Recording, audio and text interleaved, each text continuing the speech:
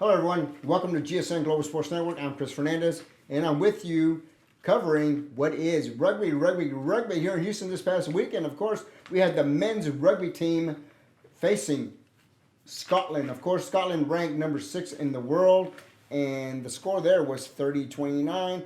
Don't know how it happened, but men's U.S. team went ahead and beat Scotland. That never happens. Of course, this weekend it happened. In other rugby sports, we have other rugby news. We have the Houston SaberCats. They're holding a rugby camp for many of the kids here in Houston. You can go to their website, HoustonSaberCats.com, for more information. And I have with me John Foster. John, we're going to talk Texans football. Yes, we're going to talk about Clowney and how we need to get Clowney signed up. He's very important. I think this can be a breakout year for Clowney if, with JJ back in there and McKinney signed. Right. He just did a 5-year contract. So this year, Clowney can shine. He can come through and do what he's supposed to do. So I'm looking forward to it. Come on, Clowney, sign that contract. We need you out there. Right. And right now, of course, John, sources say that he's not signing his contract. He's not at mandatory minicamp, very basically. Mandatory minicamp is where they need to be to go ahead and get prepared for training camp, which is in a couple of weeks. And John, he's not there. Speculations are that, of course, he did, after 2017 season, he cleaned up his knee, the knee that they had surgery on, abrasive surgery. That knee was cleaned up, and very basically they're thinking they either one or two things: either he's still hurt, still ill, still injured, or very basically he's saving himself for the year. I personally would want him not to play, not to hit any dummies, but have a great 2018-19 season and hopefully take us to the Super Bowl. Others say contract. Well, he's waiting. They're waiting on Khalil Mack and the other big guy from Seattle to sign. Right, if right. he's going to sign. Right, so, right. yeah, Donald. So, they got to see where those contracts are, and then they can go from there. So I think that's where the motion. We're going to want to believe that he is healthy, that he does want to play, and very basically he's just waiting for his counterpart, Khalil Mack, class of 2014, in which Clowney was number 1 draft pick in that draft.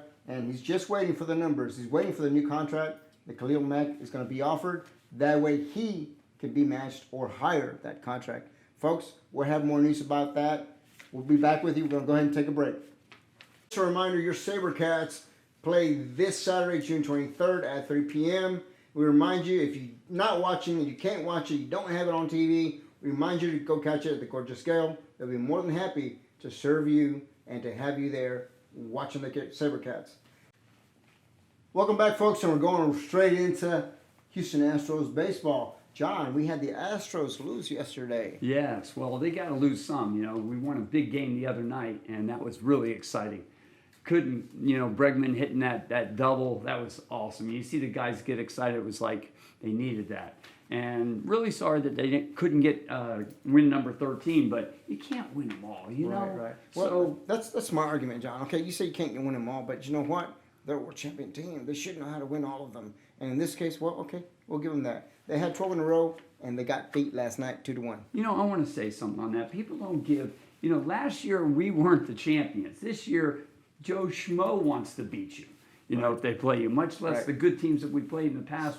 The Yankees, the Red Sox, everybody. So, anyway, we are the big dogs, and everybody wants to beat the big dogs. So, it's a different season. When people start talking, well, last season we were nobodies that wanted to be somebody. This year we're somebody. So, everybody wants to beat the world champions. John, and it's expanded. It's expected. This is a professional sport. Of course, that is very expected that everyone's going to gun for you. And in this case, you have the MLB gunning for the Houston Astros, and are they responding correctly? Yes, they are. Yes, they are. We lead. What are our stats? What are we looking at? We lead baseball. In 6-7 stats. I know we lead in the batting average. We lead in runs batted in, ERA. Boston's behind us in 2 of them only, and that's the whole National Baseball League, not the American League, National League in baseball. So. These are big stats. Big numbers, pitching. right. So we have it on offense. We have it on our pitching. It's looking course, good. I mean, anybody that's complaining right now. They're also leading in the American League West. They're still in first place, folks. We're looking at another. Hey, I heard somewhere a source said this. Hey, Astros going to the World Series again. Yeah. Are they going to win? Maybe, maybe not. But hey, you know what? They're going. John, this is what I heard. What do you believe? Hats off to Gaddis. He just got Player of the Week. Wow. Yep, in the American League. So I think we're on track. I'm not That worried. plus we talked about it earlier. We talked about Jeff Luna, of course. Jeff Luna, general manager, on Monday was offered the position of Yep. Well, he's head of baseball operations. Oh, he was president. general manager. Now he's head of baseball operations. Right. He's been general manager since 2011, and well, finally he gets his due, which is he gets a promotion and he gets a title. He gets the title. But what's the title? I thought he had that title in Well, the first place. Media, you know what, John? They've all been asking that. All our colleagues. Hey, I thought he already was head of baseball for the Houston Astros. Well, it may have been so, but now it's been done in a very official way in which his salary is commensurate with the title. There you go. Okay, folks, we'll be right back. Right after this, we'll go ahead and jump into World Cup soccer.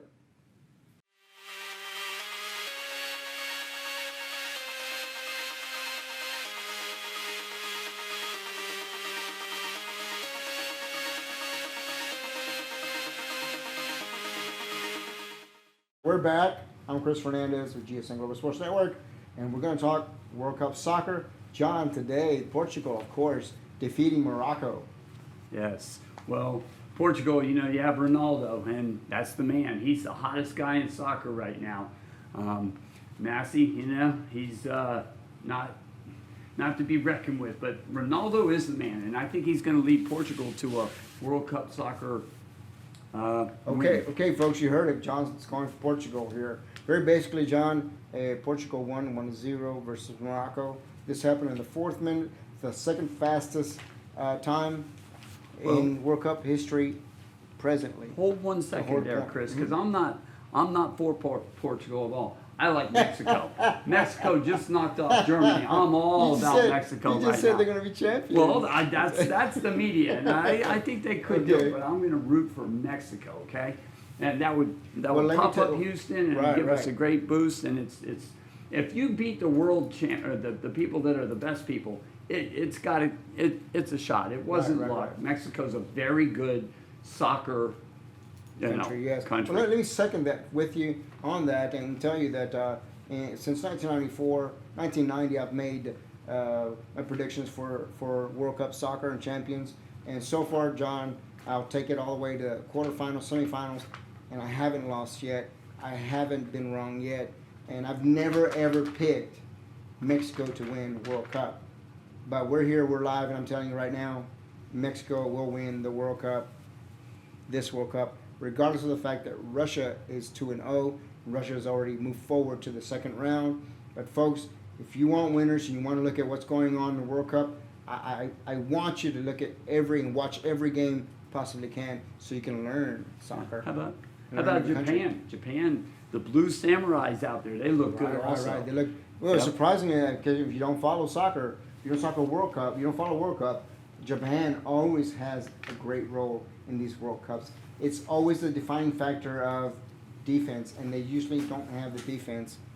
They can stop a Ronaldo. They can stop a Mexican machine. They can stop a German machine. They can stop Brazil.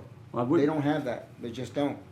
Poland, you count Poland out against Colombia? Poland, also Poland, not they're not a big champion. They're not a big But winner. they- This is something that there was a debate from other sources. Right. The debate is, why isn't the United States in World Cup? Very basically, John, it's a culture, it's a system, it's a dynasty that has to happen. You have to be innate. It has to be in you. It has to be born to you. If it's not, if it's foreign to you, you can only try. It doesn't guarantee you're going to be there. Gotcha. Well, that's an opinion, but that's a good opinion. I wouldn't go against that. All right. All right, folks. We'll be right back with, okay, you know what? No, Let's not we're- go to break. Right. We're going to cover racing. All right, San racing. Jacinto. Yes, the battleground, San Jacinto. We were out there Saturday. We're going to be out there again next Saturday. And I'll tell you, this just pumps me up. I love it. And you should see all the young drivers. I was interviewing these drivers, and we'll show you a couple of the interviews. These guys are great people. They're smart. They're on top of their game, and they're young, 20, 17, 18 years old. I started talking to them. Well, anyhow, we got some winners. We got Ryan Reynolds, who won the factory stock car. We got Randy Bridges, who won the limited modified division. Ray Allen Kulinek, he got the classic dwarf division. Corey Babbitt, the modified light. And Cody Adams, we have an interview with Cody. He won the big guys, the sprint car division. Well, we're going to be back out there next Saturday, and we hope you're watching. I think, you know, you can watch this on on our podcast and GSN, Global Sports Network. See you at the races.